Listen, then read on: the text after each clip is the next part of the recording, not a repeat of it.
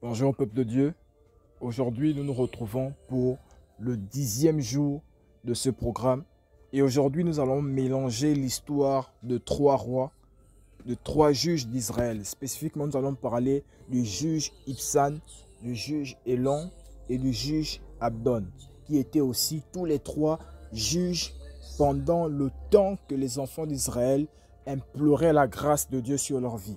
Alors, étant donné que leur histoire n'est pas assez grande et tous les faits qu'ils ont eu à accomplir n'est pas relaté ici, plus précisément dans le livre de Juges, chapitre 12, alors nous allons combiner leur histoire afin de comprendre aussi l'importance que eux aussi ont eu à jouer dans ce même rôle-là par rapport à la mission qui leur avait été confiée.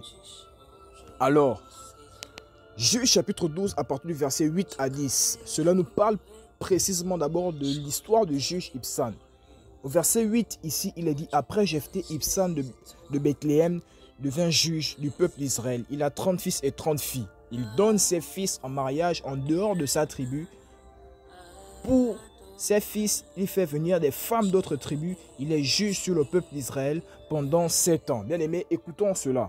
La Bible dit ici qu'il est originaire ici de Bethléem. Donc ici, il s'agit probablement de Bethléem de Galilée dans le territoire de Zéboulan et non le Bethléem d'Ephrata en Juda. Donc il a 30 fils et 30 filles. Donc il donne en mariage en dehors de sa tribu. Et il est juge sur le peuple pendant 7 ans. Lisons Juges chapitre 12 verset 11 à 12. La Bible nous dit « Après Ibsan, Elon de la tribu de Zaboulon est juge du peuple d'Israël pendant 10 ans. » Au verset 12, « Puis Elon meurt et on enterre à Ayalon dans le pays de Zaboulon. » Ici, c'est l'histoire de Elon. Donc, selon la Bible ici en hébreu, Elon veut dire chaîne. Donc, il est de la tribu de Zaboulon. Il est le successeur de Ibsan et reste juge pendant 10 ans. Il est enterré à Ayalon. Vous pourriez le lire. Donc, nous allons prendre maintenant Juges chapitre 12, verset 13 à 15, qui termine l'histoire ici de Abdon. Donc, la Bible nous dit à partir du verset 13, « Après Elon, Abdon, fils de Hillel, de la ville de Pirathon, devient juge du peuple d'Israël. Il a 40 fils et 30 petits-fils. Il se déplace sur 70 ânes. Abdon est juge du peuple d'Israël pendant 8 ans. Ensuite, il meurt et on enterre à Pirathon dans le pays d'Éphraïm sur la montagne des Amalécites. » Ce que nous devons comprendre ici, que pendant la période que les enfants d'Israël ont eu à crier à l'Éternel, avant l'arrivée d'autres rois, ici Dieu a encore suscité chacun parmi ces trois personnages que nous avons eu à citer ici là. Et probablement Dieu a fait la même chose, celui de sauver toujours le peuple d'Israël. Donc nous comprenons ici que l'amour de Dieu n'a pas de limite et l'amour de Dieu n'a pas de frein quand il s'agit de sauver ses créatures et de montrer ou encore de prouver son amour vis-à-vis de ceux qui le cherchent. Ici, ces trois personnages ont eu à accomplir aussi une mission bien distincte les unes des autres. Même si leur histoire n'est pas totalement relatée, mais nous savons que les faits qu'ils ont eu à accomplir étaient des faits historiques et c'était des faits réels. Parce que quoi? À chaque fois que plusieurs rois ont été choisis et établis par Dieu sur un peuple pour établir une mission ou pour accomplir la volonté de Dieu, nous remarquons toujours que selon les actions qu'ils ont eu à poser, ils étaient en conformité avec la volonté de Dieu. Toutefois, lorsque Dieu nous appelle pour une mission bien précise, est-ce que nous sommes en conformité avec la relation qu'il nous demande? Est-ce que nous sommes en conformité avec la mission qu'il nous demande autant pour moi? Est-ce que nous entrons dans le plan de Dieu? Il y a plusieurs personnes qui se livrent à eux-mêmes, qui se livrent à des missions propres, qui se livrent à leur propre volonté et qui sortent du contexte de la volonté de Dieu. Toutes les personnes que Dieu a eu à utiliser puissamment pour sauver le peuple d'Israël, Dieu avait déjà choisi et établi ces personnes. Ceux-là ne sortent pas de l'ordinaire, mais ils sortent précisément du choix de Dieu. Lorsque tu es choisi par Dieu, ta vie ne t'appartient plus. Que tu le veuilles ou pas, ta vie est déjà mise à part pour la mission que Dieu t'a préparée. Bien-aimés, lorsque vous comprenez le pouvoir de vos mots, vous ne dites plus n'importe quoi.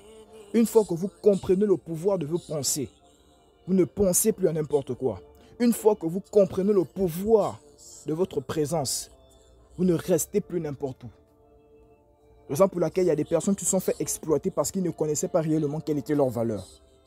Mais ces personnes-là, ils connaissaient qui ils étaient parce qu'ils étaient envoyés spécifiquement pour accomplir une mission vis-à-vis du peuple d'Israël. Et c'est pourquoi chacun d'eux a eu à mener à bien sa mission. Mais toi qui m'écoutes actuellement, est-ce que toutefois ce que Dieu te demande de faire, est-ce que tu le fais?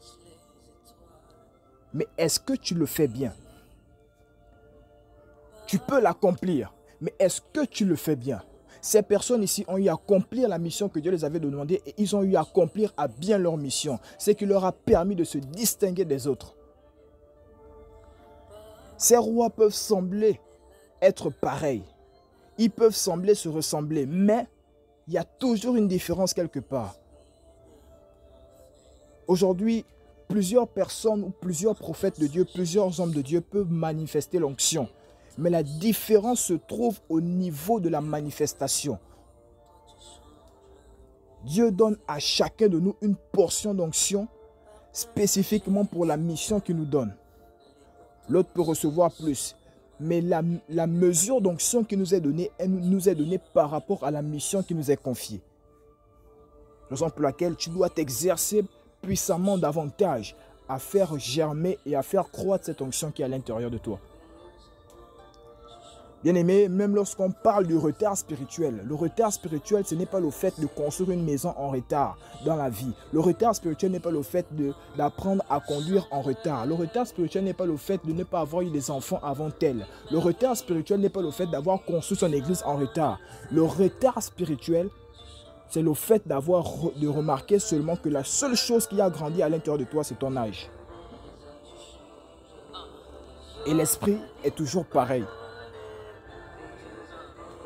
Tu n'es peut-être pas là où tu veux être, mais sois fier de ne plus être là où tu étais.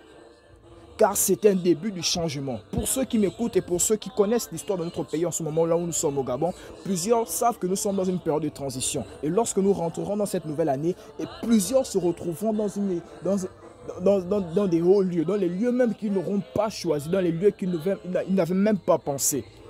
Mais Dieu fera cela parce qu'il vous démontrera qu'il est temps maintenant que la transition fasse maintenant son effet. Il est temps que ceux qui étaient élevés soient abaissés et ceux qui étaient abaissés soient élevés. Car nous, il est temps maintenant de passer le flambeau. Et tu fais partie de ces personnes que Dieu a décidé maintenant de relever la tête pendant cette période de transition-là. Afin que tu saches maintenant la mission qui t'est confiée. Durant cette année 2024, chaque année vient avec une mission bien précise. Et dans chaque année, nous devons demander, Seigneur, quelle est ta volonté pour moi dans cette nouvelle année qui arrive? De peur que je ne répète les mêmes bêtises, je ne répète les mêmes erreurs. Ne commencez pas cette année 2024 en ayant les mêmes pensées, les mêmes facultés. Je vous ai dit qu'une fois que tu comprends le pouvoir de tes mots, tu ne dis plus n'importe quoi. Mais une fois que tu comprends ta mission, une fois que tu la connais, tu sauras déjà ce qu'il faut faire. Bien-aimé, je prie que Dieu vous bénisse, que par ce message, Dieu relève l'esprit d'une personne qui était rabaissée maintenant dans le nom puissant de Jésus-Christ. Que Dieu vous bénisse. Shalom.